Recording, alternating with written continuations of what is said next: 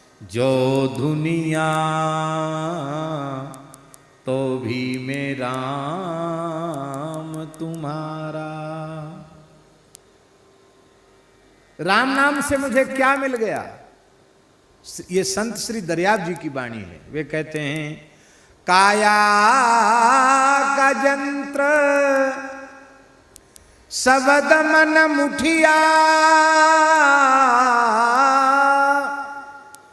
सुख मन तात चढ़ाई, गगन मंडल में दुनिया बैठा, मेरे सतगुरु कला सिखाई। जो दुनिया तो भी मैं राम तुम्हारा। पाप पान हर कुबुध काकड़ा, सहज सहज झड़ जाई, गुंडी गांठ रहन नहीं पावे, एक रंगी हुए आई। एक रंग हुआ भरा हरी चोला।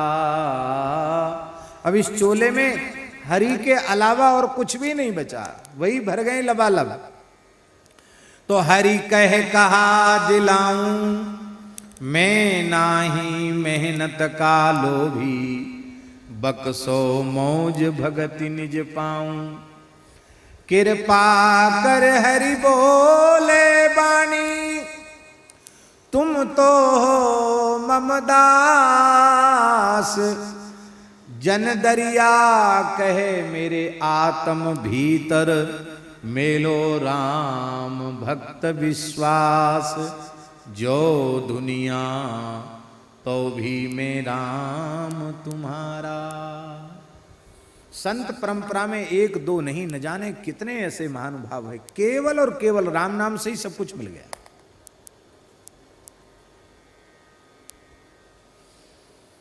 आहा,